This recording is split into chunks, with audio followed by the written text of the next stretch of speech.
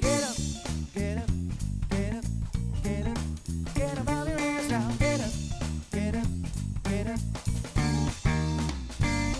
Get up, get up, get up.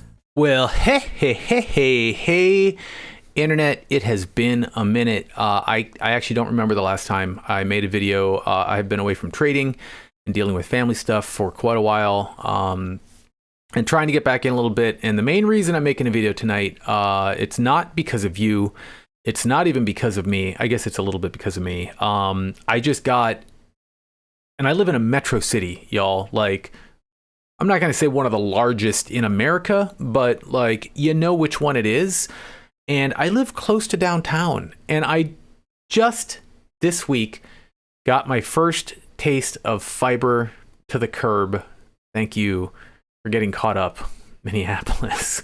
So I just got fiber, and I'm sort of excited to just see how quickly I can get this stuff up to the internet. So yeah, my solution to that was do a video and drink some beer. And then I was like, what am I going to do a video about? Because Lord knows I have nothing to say. And I thought, well, I could talk through some screening. Maybe that would be cool. And I'll try to do it quickly. Let me see here. Since you saw me last, I am sitting down. So I think my background looks a little different. And I do not have the energy to stand right now. And what else? Oh, I shaved. My big mustache is just recently removed because it's summer and I cannot handle all the beer sticking in my big Yosemite Sam mustache. So it's gone.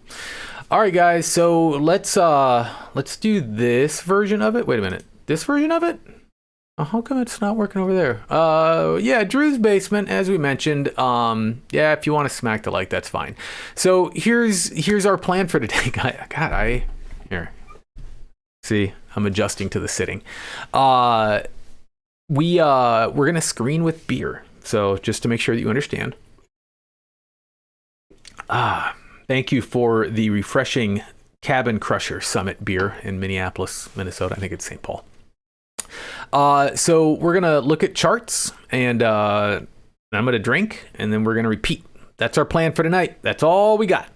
So let's jump over to the screening. So I still do the majority of my screening in Thinkorswim. Truth be told, I have been looking at and talking about Thinkorswim quite a bit. I'm sorry, not Thinkorswim, TradingView.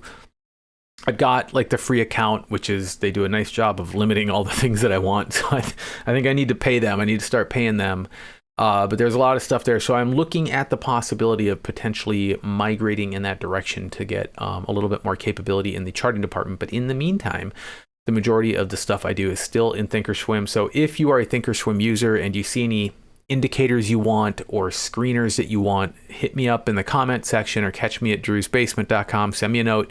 I'd be happy to give you whatever I have. It is not proprietary. There's no charge. I got it. You are welcome to it if you want it. So what are we doing here? We're going to jump into Thinkorswim. We're going to run through. I've got a couple of screeners. I don't know if you guys are able to see this. And this is my second time recording this because my dumbass forgot to make sure that the mic was working before I recorded this video. So I'm going to probably be a little quicker. So you're probably welcome. So I got my screeners all laid out here. I have them actually numbered because there's an order that I go in as I'm looking through for opportunities. Without a doubt, the one I check every day without question, if I'm looking for options, is my inside outside bar scanner.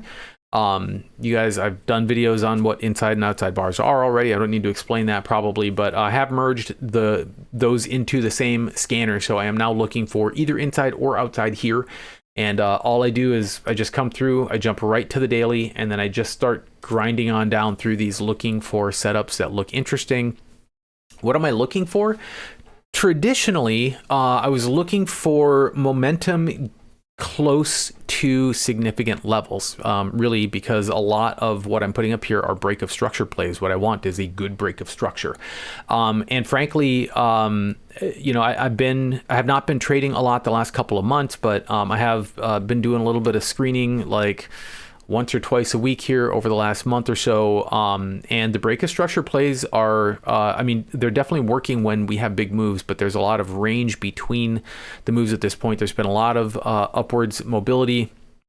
And the days that I'm coming in and I'm looking for stuff, I'm looking for, there's really tantalizing breaks, maybe kind of going against the grain, which is what makes them intriguing because there could be big move behind them. But I have not been getting a lot of stuff fired off. So there's been a lot of range. And so these break of structure plays, they're not necessarily working out at the moment, or I need to learn how to find what's working better now. That's also fine too. But let's take a look through with what's here. I'll tell you what I see. We'll talk about what I'm interested in.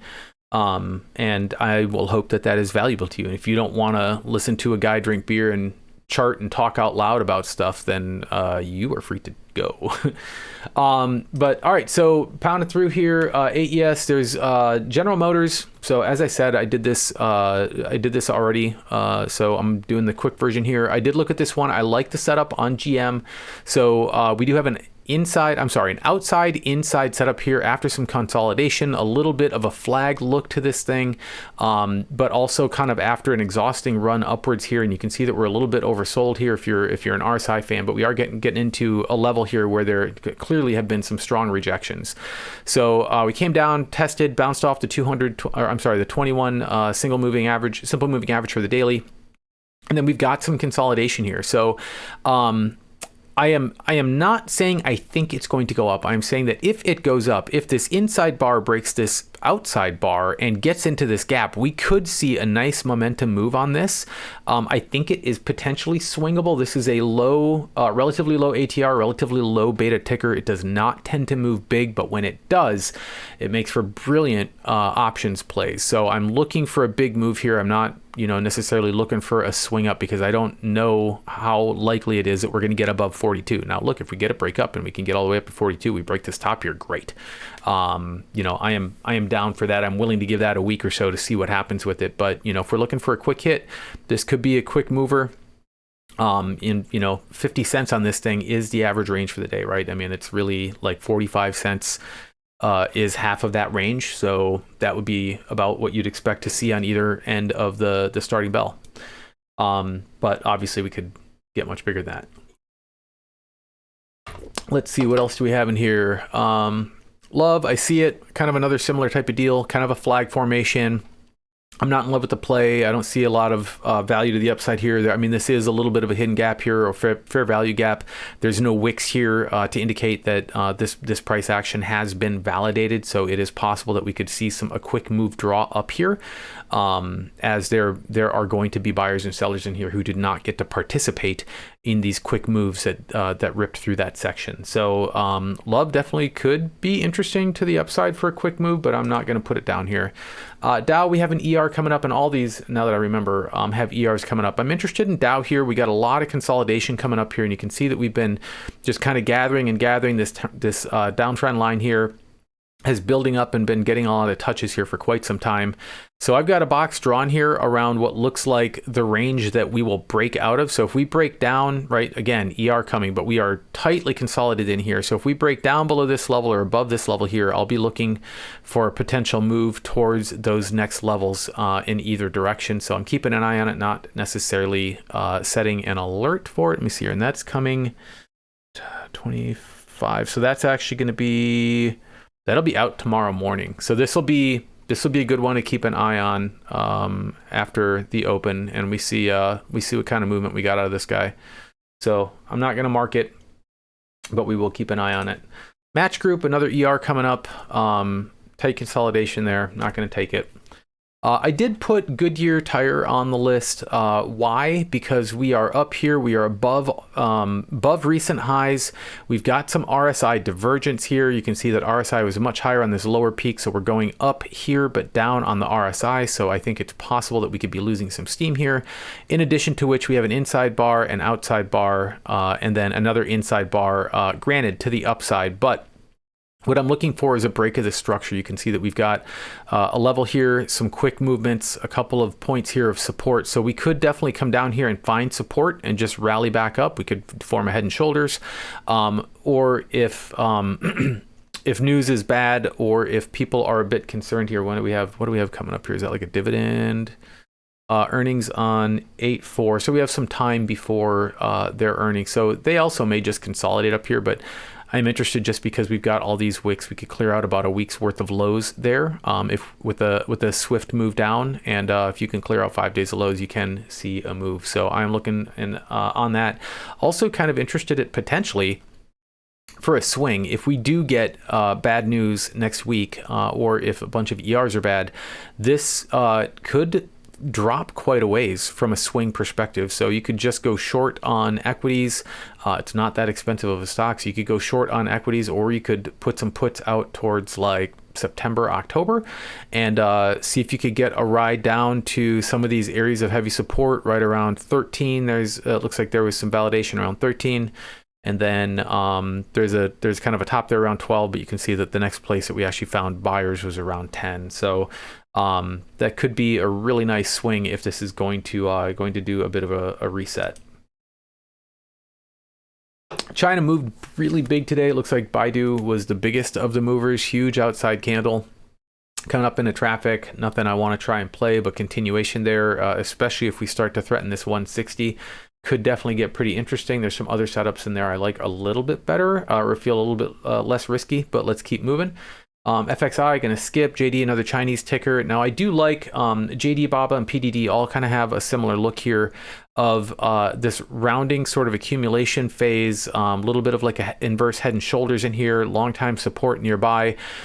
Strong outside move, getting up towards a level. If we start to see a break over like 40, like 70, I would get very interested, because that would mean that we would be clearing like a month or two of lows all the way back to March. I'm sorry, it looks like April. We would have highs from April, but May, June, July, we could see the highest in 3 months. So that could definitely cause some momentum. There's plenty of room here for this to move and get a push. So this might become interesting above, what did I say? 40.6, I think. All right. All right. What else? BABA, same type of thing. Bit of a distribution look, curling around, coming up to some levels. Could potentially reject off of some of these things. If we get above this level, it looks like we could get up to about 104. I am in this in equities, but I think after that move today, continuation is definitely a possibility, but I'm not gonna necessarily set an alert for it. Worth keeping an eye on it. PDD, another one that we love. This one, I've had this marker in here for I don't know how long. Let's see here, for PDD, that one has been in here since the 16th. So I've been waiting for this setup, and it's gorgeous. This cup and handle right here is textbook, and we are right at the spot where we're threatening the top of that cup. You can see that the cup kind of very cleanly, and look at this, it's kind of a cup and a handle with a cup and a handle inside of it. It's great. So I am definitely looking at this guy for a break up here. If we get above 8150 with any strength and we hold on to that level, we've got a gap up here as well. So I love this setup. And if China continues going and the market rips, this is going to do some interesting things. So keep an eye on that space. Lee kind of getting back up to all-time highs here. I'm not necessarily, I can't say necessarily all-time highs, but local highs here. So I'm not necessarily interested in getting on board with something at that point. Boeing getting ready for an ER. Tesla, I do have something marked down here. You can see that we've had this long-standing, I felt much smarter in the last video when I pulled this line over and I was like, look, it bounced right off of our line. Now the line's there and you have no idea whether I moved it earlier or not. But we did come down and bounce right off of this zone here. And so we had a nice, strong outside engulfing bull move up. So, and closed at almost the exact top, right at the 21-day moving average. So I am looking for continuation off of this name. If we do see a move up here, 275, 280, easy. to do. This ticker sees about 12 points movement on an average day, and as you can see from the beta, we are very volatile in Tesla, and that has been a calling card. It's actually, we're seeing volatility in Tesla right now like we haven't seen for a while after their split. So this might start to attract more attention if this starts to see more bigger moves. This ATR has been growing. Starbucks ER coming up, not going to touch it. Rivian kind of consolidating there. We'll wait to see what it wants to do coming out of that range. Amazon I've got marked down. Got a couple of levels here that are interesting to me, and I am looking for a breakdown below 128. And if we get there, we could see 126, 124, as low as 120 potentially. If we see a strong move here, and we do have ER coming up, I don't think this week, but next week. CCL, not going to touch that one. QCOM, going to be kind of doing a little bit of an accumulation, a little bit of an inverse shoulder, a little bit of a inverse Batman. You see his ears right there. So yeah, I mean, like, it could move. It's going to do kind of whatever the rest of the semis do. So like, that one can be interesting, but I'm not specifically motivated at this point. Wells Fargo inside day, kind of coming out of a reset here a little bit from a pretty hot RSI, coming into some local highs here as well. So this may just be kind of cooling off and setting up for another move, but it also could be gearing up for a drop here. So you could keep an eye on this below kind of 45. If this thing were to make a strong move below 46, then it might do something interesting, but I'm not going to mark it down. Microsoft ER coming, skip. Gold kind of coming down. I have not played gold or any of the options or equities in a while. I have been, because of Professor, I guess, playing gold a little bit in futures at night, but nothing extensive, and nothing super exciting here other than a little bit of an outside day moving up. So could be fun for the futures traders tomorrow, hopefully. Soxel will skip. Affirm, nothing there that I'm excited by. Palantir, nothing else I'm excited by. So those are all the tickers that we just kind of ratcheted off there, guys. JD, Tesla, Goodyear Tire, and GM were the ones that we just went through. I think we did not actually. We looked at Amazon and PDD. So there's definitely still some of my existing alerts in here that I'm going to leave in and just wait to find out what happens. So again, it's a big week of VR. We have FOMC coming on Wednesday. So the market is going to pull stuff around. So really kind of what I would be great with some of these ERs is to find somebody who does something interesting that goes along with the general tenor of the market. So what could be really interesting here is that maybe the market's feeling a little toppy, and we do need a little bit of relief, and we get some disappointing ERs from some big names out there. It could cause a real vacuum flush down, and I would be delighted to play those. Those tend to turn out very nice if you catch them on the option side of things. So that's kind of what I'm looking for this week. I will probably not post this list on social media or anything. You guys get to have a look at it since you're here. And, if you see this video after tomorrow, it won't have been all that interesting, but maybe you learned something about charting. Probably not. All right, gang, that's all I got for you tonight. Thank you for stopping by for my gigabit fiber Ethernet and a beer and charting. So I hope you guys have a great rest of your whatever it is where you're at. Cheers. That was way too long to say cheers before I was ready to click the outro button. Get up on your ass now.